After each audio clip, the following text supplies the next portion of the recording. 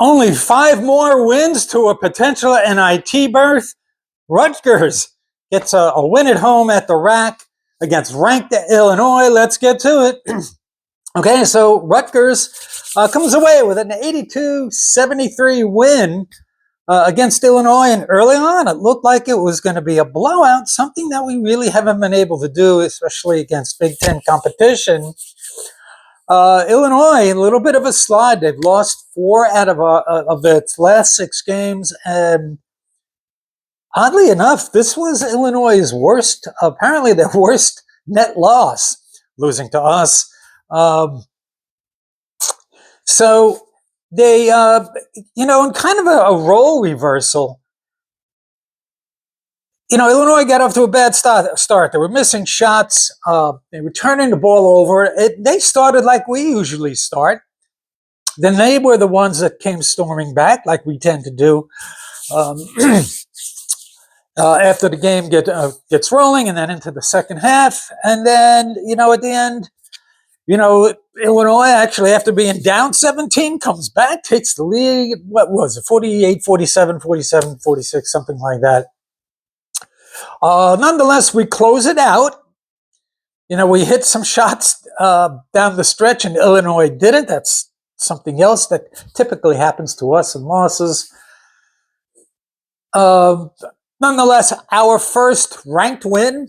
Illinois now drops to 15-8. They are 7-6 in the Big Ten. We're 12-11, 5-7 in the Big Ten. If we get to 17, go 5-3, 17-14. Probably get, and that would give us like a 500 record in the Big Ten. That probably gets us into the NIT. And you make a run. You can, I don't want to say salvage the season, but at least you were better at the end than you were in the beginning. And we get some sort of postseason appearance. At this point, this is where we are, where, making the Sweet 16 or Elite 8 is something that's going to be a tough road to hoe for us.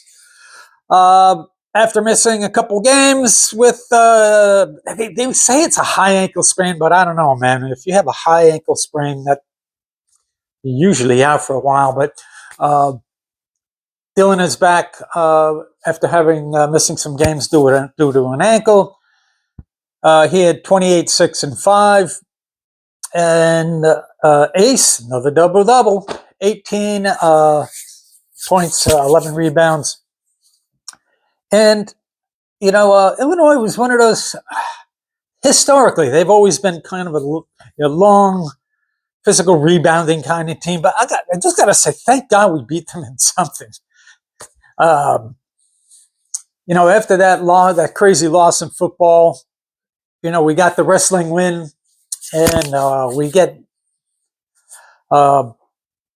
this win at the rack. And they're a program that's they're a peer program that's moved ahead of us in a lot of ways. So, nonetheless, they were the best rebounding team in the nation. And, they had a Rutgers kind of night where they weren't shooting well in that. And, boy, their 3-point shooting was terrible. It was something you see with us during a bad loss. But we take an early 17-point lead. It was like 23-6.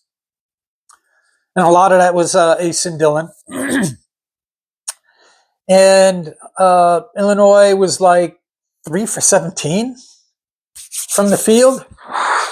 And, Ace got off to a hot start. He got to double digits pretty quickly. And you thought, okay, this lead is safe, right? That meme that you always see on social media. This lead is safe, right? Something told me that wasn't going to be the case.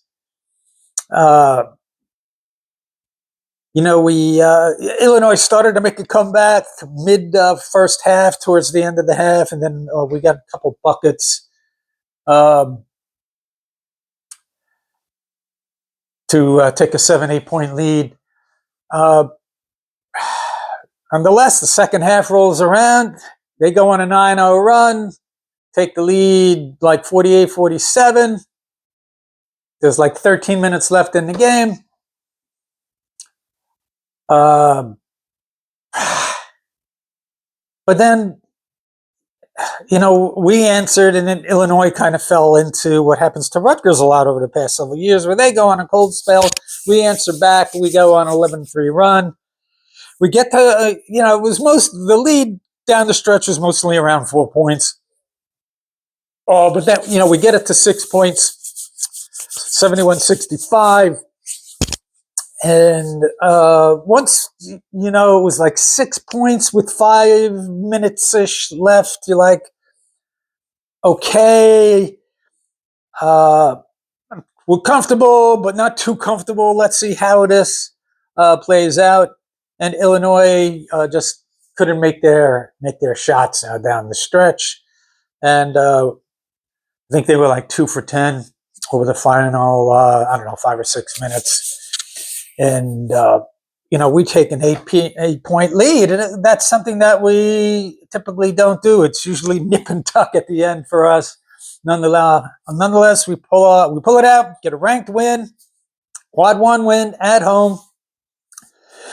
We are a game above 500. It seems that we're going to be stratting that line. Now, the good news for Rutgers is that the Big Ten, although it's a very good conference from top to bottom, there aren't dominant teams in any. I think UCLA, who we beat and we played well against, beat Michigan State. So, who's the top dog?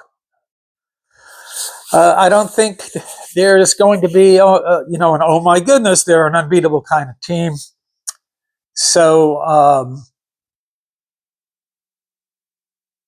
I don't want to say that there's opportunities to. I forget the tournament stuff, but. Nonetheless, there are teams, would it be shocking if we go into Maryland and beat Maryland? No, Maryland's really good. They're number 18, I believe, number 17. But these teams, it's the Big Ten. They're going to lose games that they probably shouldn't. And so there might be some opportunities there down the stretch.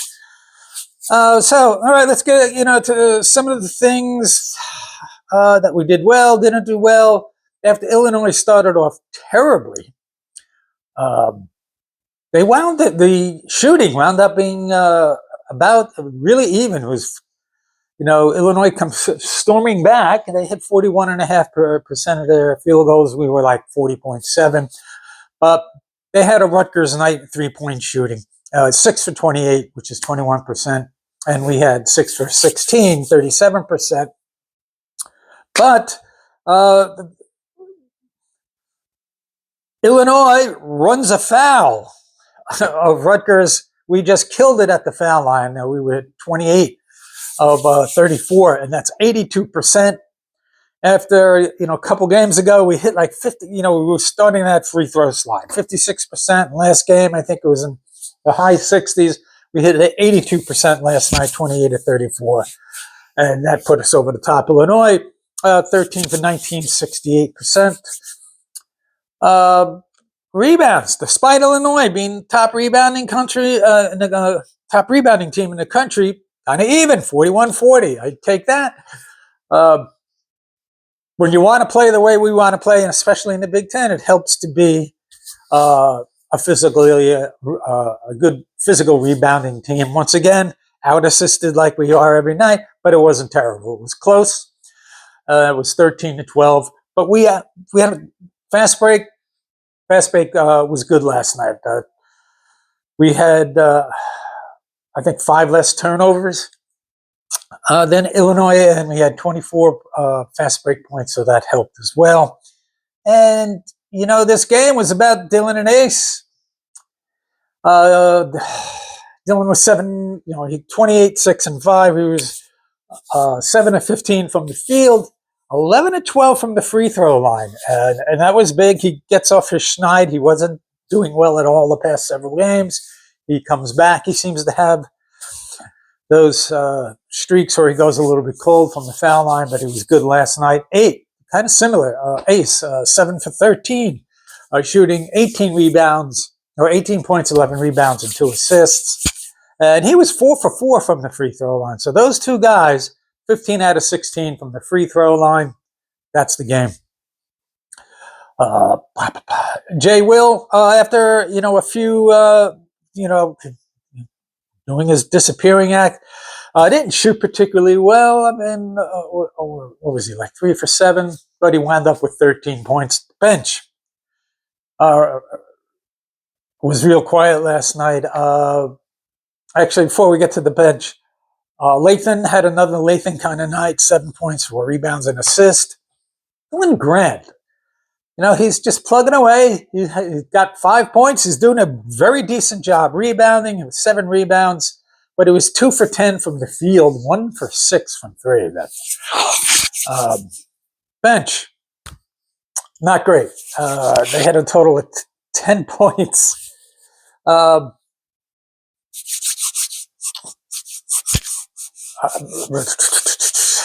We'll get to Dirk in a second, but J. Mike and Zach Martini had 4 points each. PJ Hayes 3 points, so that's 11 points off the bench. Dirk, since that 26-point outburst, he hasn't been productive with it whatsoever. I think this is the second game in a row with 0 points. And it's weird how we have guys that are good players like Jay Will or Dirk or even Zach Martini, PJ Hayes, who, has historically been 40% three-point shooters. They just disappear, and it's really weird. I don't know if that's because Dylan and Ace kind of dominate the ball, but nonetheless, bench not productive. We get the win. I think that's the second game in a row, right? Bench has not been great. Nonetheless, it's on to number 18, Maryland, 12 and 11. There's something to root for. If 5 and 3 in the Big Ten is not a huge ask. That's doable, and hopefully we can pick up some wins and at least end on an upside. Everybody, enjoy the rest of your week, and we'll see you the next time.